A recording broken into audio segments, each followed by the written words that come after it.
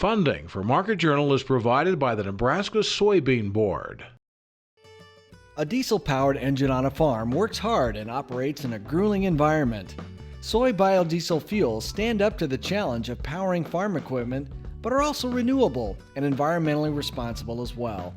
The Nebraska Soybean Board is committed to encouraging the use of soy biodiesel to protect the environment and sustain Nebraska's agriculture. The Nebraska Soybean Checkoff, growing opportunity from the ground up.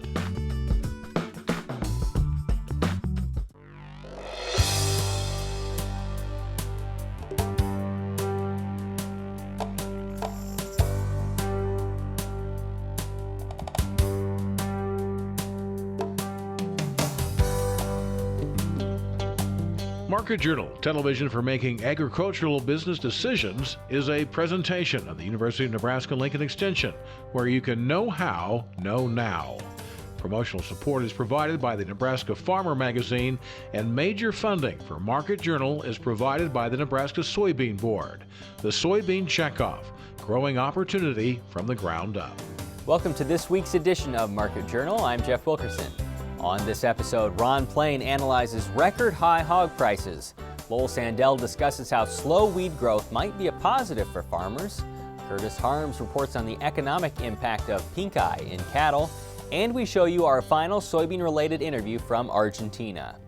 University of Missouri Extension economist Ron Plain is our marketing analyst this week. Ron joined us Thursday morning to discuss high returns for pig producers, profitability for the rest of 2014, and the latest USDA swine herd numbers. Well, USDA's March survey said we're up a bit on the breeding herd, 0.3% compared to a year ago, but market hog numbers are down 3.1% compared to last year. So that's going to mean fewer hogs to slaughter in coming months and continued high hog prices. Specifically in production, what are we recording for pigs per litter and slaughter weights? Remarkable numbers in both categories, Jeff. Pigs per litter, 9.53 during the December-February quarter. That was down 5.5% from a year ago. By far the biggest drop we've had. In the last 30 years prior to this, a 1.7% drop in pigs per litter had been the biggest decline. So big drop there, due of course to the PED virus. And then weights the other direction. We're setting weights most week, new records most weeks on slaughter weights. Last week, 285.5 pounds for the average live weight in Iowa, Minnesota at slaughter. That was the third consecutive record week for heavy weights. Do you think this continues into summer? Perhaps if it warms up, the PED virus might have as much of an impact. Could that continue? Well, hopefully the number of new cases will slow, and there's some signs that's already happening. It's a virus, and they spread like colds and flus a lot faster and more of a problem containing during the winter months. So we're expecting the number of new farms to break with PED will decline as the weather gets better. But realize PED gives us a lot of baby pig death loss. It was a big problem during the winter, so those pigs that didn't survive PED last winter are not going to be available for slaughter this summer, and so we're expecting a very tight supply and high pork prices this summer.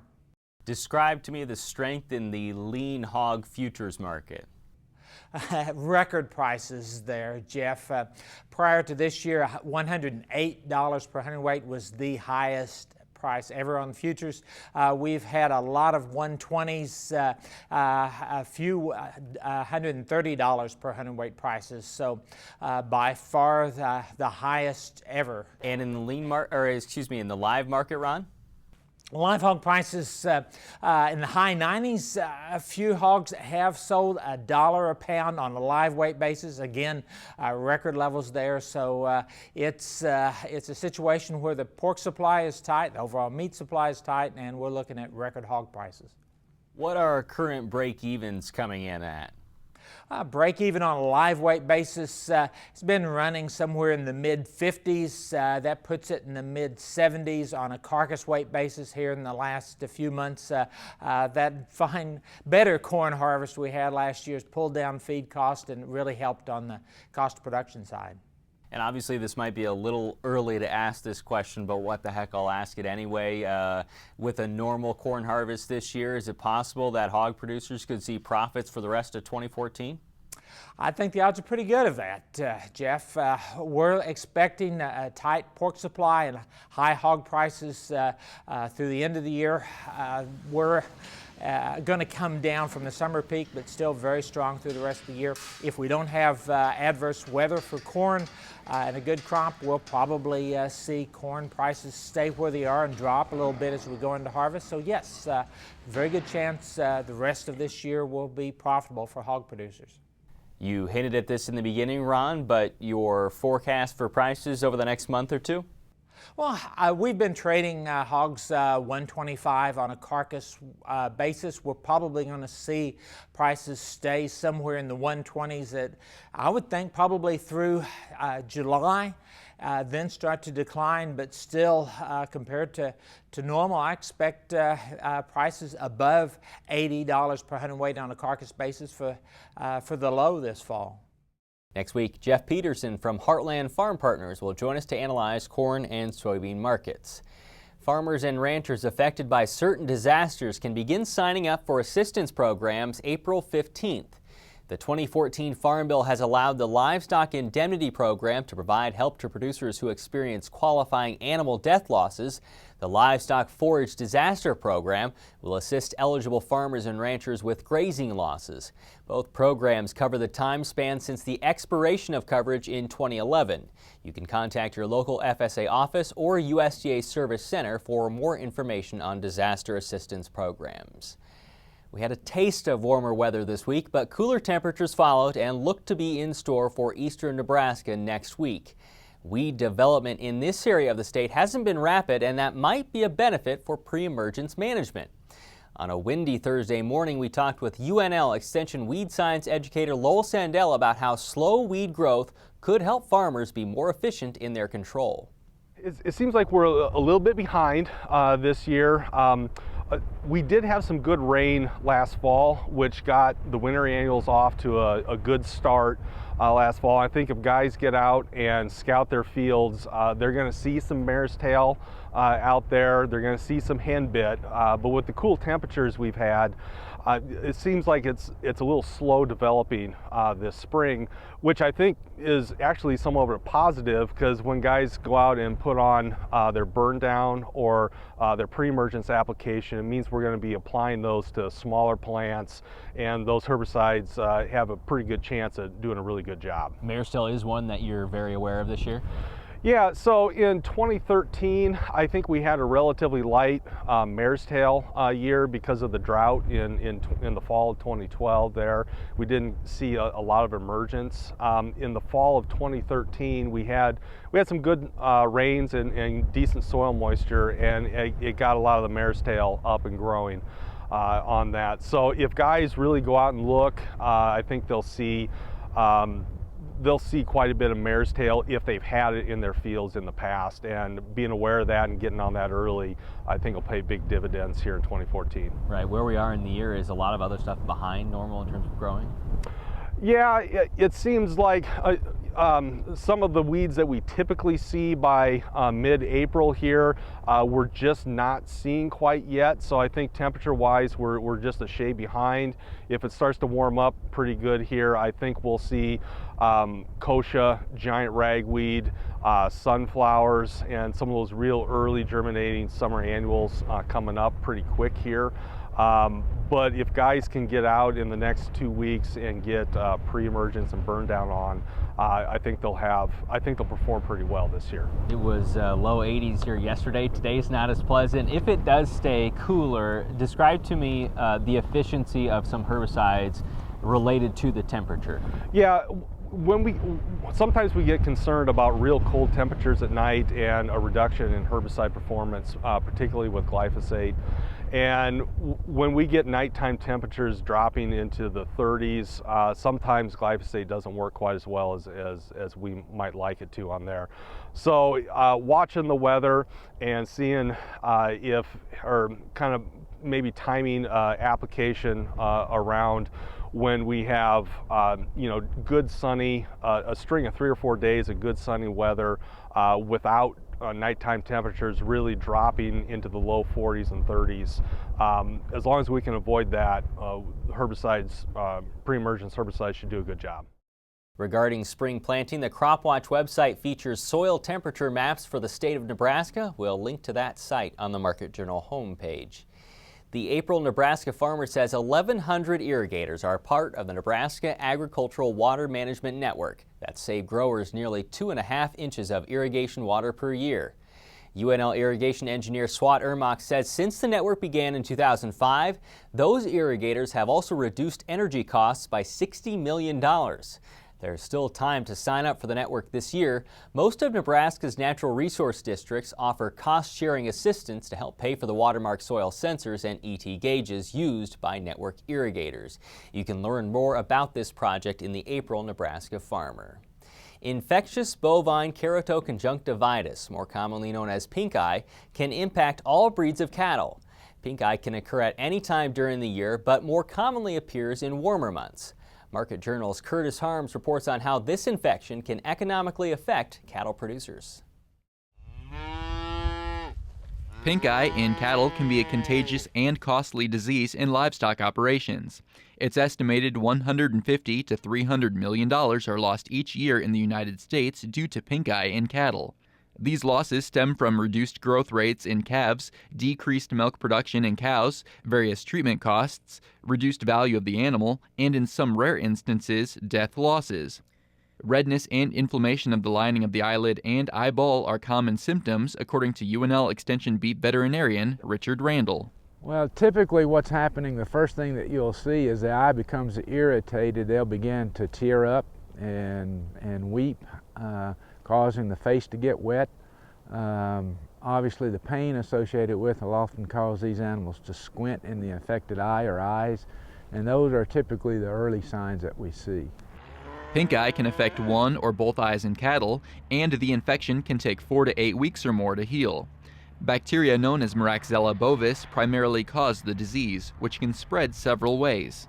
Our biggest culprit are probably the face fly, although we can see house flies and stable flies where they feed on eye and nasal secretions and then move to the eye of an unaffected animal and transport it that way. Direct contact between animals themselves when they're housed closely, and even we can be transferred ourselves. So if we mess with one cow and move to the other without cleaning between, we can transfer the organism. There are options for livestock producers to help treat pinkeye in their cattle. Antibiotics can be injected into the conjunctiva, which is the lining of the white of the eye. The eyes are often covered or sutured closed to help alleviate the pain caused by the sun's UV light. Treatment can speed healing time, and cattle are more likely to regain significant eyesight.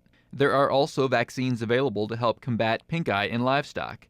These vaccines can vary in results. If we look at the big picture over kind of a long time period, we can see that the use of pinkeye vaccines are an advantage in that we can expect that cases of pinkeye that animals have would be shorter in duration and less in severity.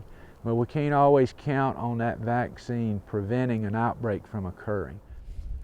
Randall said there are other infections that can look like pinkeye, so it's a good idea to consult with your veterinarian to assist in an accurate diagnosis. Your veterinarian can also prescribe and administer medication if warranted. Reporting for Market Journal, I'm Kurtis Harms. If you're interested in finding information on pinkeye in cattle, UNL Extension beef veterinarian Richard Randall authored an article about the infection on UNL's beef website. He also recently presented a webinar on the subject. You can find a link to both resources on the Market Journal website. In mid-January, we traveled to Argentina and Brazil to learn more about soybean production in two of the world's top 3 soybean-producing countries. Because the U.S. soybean market is affected by international production, we thought it'd be valuable to see how Argentina and Brazil grow their soybeans. Since our trip, we've shown you how the two countries dramatically increase their soybean acres, the growing challenges farmers there face, and the difficulties producers encounter in selling their beans and getting them to port. The final interview from our trip comes from Argentina.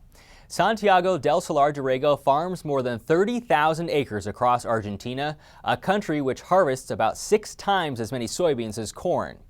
If you've watched our coverage up to this point, you've seen Santiago before. We'll now show you a large portion of our interview with Santiago taped on his farm near Rojas in the northern portion of Buenos Aires province. Is it good, the rise in soybean acres? Is that a good thing, or is there any drawback to it? Well, let's say we started with soybeans during the 80s, and now we don't have a real balanced situation between soybean and other crops. We have to change that. But we have some problems. We can explain why we're doing so much and so many hectares of soybeans and less from corn and other. Well, first of all, here in Argentina, soybean is the star crop. It's cheap to plant, cheaper than corn. It is, the yields are very good here. Around this area, we're expecting from 4 to 5 tons per hectare. That's good for us. Let's say it's not easy, but if it rains, it happens. And then we have some quota for selling our wheat and our corn. The government set us an amount that we can sell to foreign markets. So if they set a quota, we have to produce less than the quota because the price drops. So that is making a lot of trouble in our program where we try to plant our crops. The U.S. farmer would look at Argentina and see the export tax on soybeans at 35%, which is a huge chunk out of a farmer's budget. How do you explain the tax and how farmers can still make money with it? Well, the tax, the government says that if they keep a high tax on the soybean, they will help us to have the food for the people is going to be cheaper. That's the way they explain to the people, and people buy it. People buy it. We get angry, because 35% an export tax is something that doesn't happen anywhere in the world. You in America, you have import tax with tea, and it made a big revolution because of that. You got really angry about that, because it doesn't happen to have an export or import tax.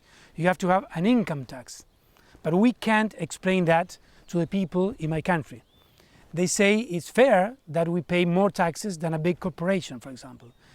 We pay for each $100 that we take, profit, 70% or 90% goes to the government by different taxes. And a big company has 35 or 40% of their income paid as taxes. But that's the way it is today. But do you have to be a big farmer in order to make money? Well, what do you think, what is making money? To survive, you can be a small farmer. You can survive because costs here are lower than the United States. We can plant soybean for $280, $320 per hectare here. That's the way we do it. It's not that expensive. And we are near the ports. Here we are 170 kilometers from the port, Rosario port. So the transportation cost is not so high. Tell me about the export taxes for the other crops other than soybeans. Well, wheat we have 23% export tax, but the quota makes that the price drops another extra 15 or 20%. So it's almost 40% of export tax. Corn is almost the same. We have 20%, but the quota makes that the price go down 10 or 15%. It depends on the year. And then we have sorghum. It's also 20%. And sunflower, I think, is 32%. In the United States, we have quite a system of extension, of universities who work together to provide information to farmers. What does Argentina have that helps get information out to rural areas like this? Well, I belong to a group that's called CREA. We have 200 groups, 2,000 farmers, that we have groups of 10 or 12 farmers that we have meetings once a month, and we share information, and we have technical advisors. All the information that we get from the CREA groups. It helps us a lot to try new technologies, and the advisors, we pay our own advisors. We like companies, we're friends with companies, but the advisor, we have to pay them ourselves. With new government administration, possibly in the next few years, what do you feel would help farmers the most? What level of change would help farmers? Well, I think that maybe if we change government, things are going to be better. Everybody thinks that. But probably we will have a zero export tax for wheat, maybe corn, sunflower, but not for soybean. Soybean is a lot of money for our government. It's $25 billion, the whole export. And 35% of that is a lot of money. I think they will slow down. Instead of 35%, it's going to be less. I will grow a lot in all production because we will expand our crop area. Because we could plant in places that today we just can't because the prices are not enough to plant. How important in Argentina is when you're selling commodities like soybeans on a dollar-driven market, how important is the exchange rate for a farmer? Well, today if you want to buy a real dollar, the one you can touch it, the green one, you have to pay almost 12 pesos. When I sell my soybeans and they say your soybean is worth $300, they pay me 6.6 pesos. So it's almost half. So this can last a lot of time because it's impossible to produce that way. We are getting half the price of the dollar. First, we have the 35% income tax, not income, selling tax, export tax, and then we get half the price of the dollar. So it's going to be very difficult to produce that way. At the same time, we feel that we are isolated as a country. We are not looking outside. We're selling soybean because people need soybean. But other products, if we want to sell beef, if we want to sell other products, we have to have a different treaties with other governments and other countries, not get isolated as one whole country. Everybody's looking at that all over the world. If we came here again in 5 to 10 years, do you think it'd look very different or do you think it'd look the same? I think it should look different because we have an opportunity in Argentina that, well, we are 7 billion people, we're going to be 9.6 billion people. Argentina, we produce food today for 400 billion people. That is the US and Russia together. We are only 40 million people. So we have to produce much more because we have more land and now they're stepping on our heads. We can't go through, we are using less inputs, less technology than we can because we can't afford that. Because the price we get for the soybean is much less than the one that gets someone in Brazil. But when you have to buy a fertilizer, it's an international price. So if things change, we're going to produce much more.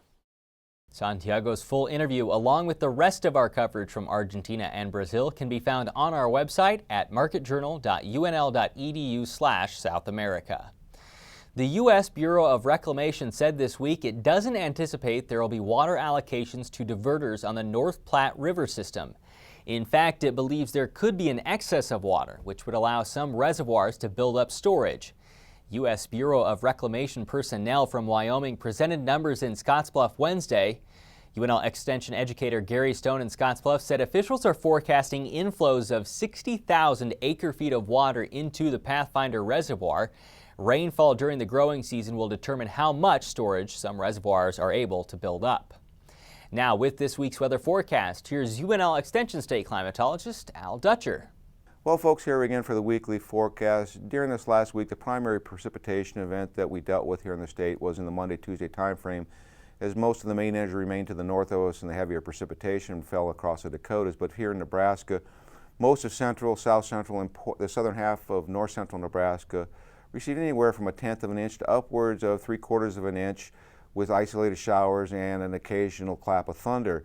East and west of this region, basically nothing more than wetting the grass surfaces. And then, of course, as we got into Wednesday, the southerly winds started to kick in. We've seen temperatures break the 80-degree mark across a large portion of western Nebraska, with upper 70s and a few isolated 80s across eastern Nebraska. Then, of course, we've seen a slight cool down in the Thursday, Friday time frame. And now as we go into this weekend, we have an impending storm system pushing into the area that may develop some thunderstorm activity across eastern Nebraska. And if they do form as expected, we may see some locations that will receive their greatest 24-hour precipitation total since last October. So let's take a look at the upper air models and see how this storm system will progress across the region.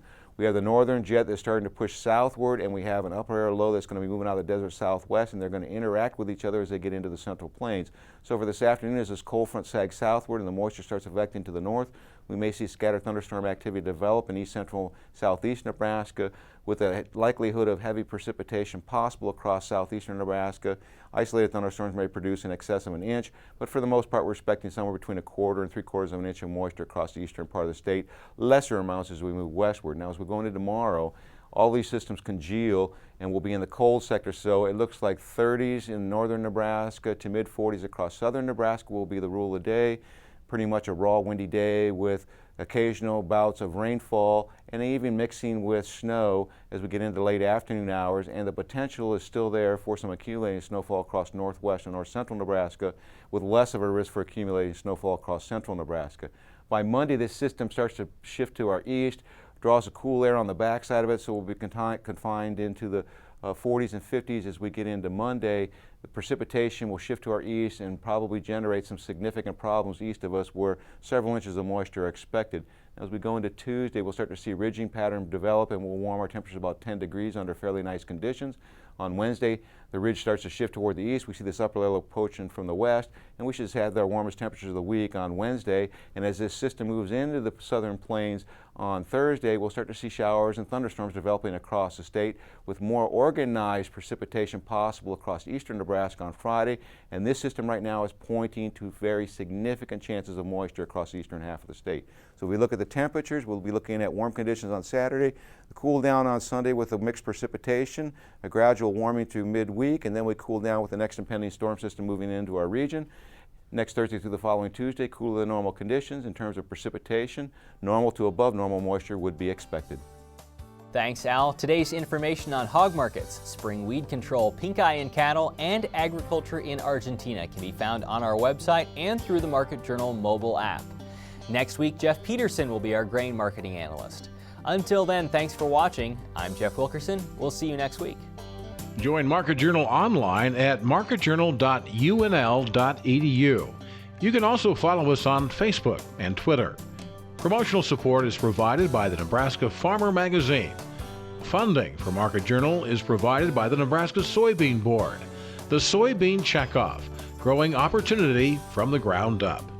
Market Journal is produced by the University of Nebraska-Lincoln Extension, where you can know how, know now.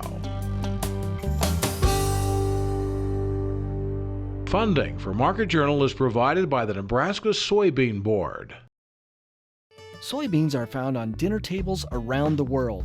Some form of the soybean is found in baby foods, snacks, cooking oils, and many other food items eaten daily.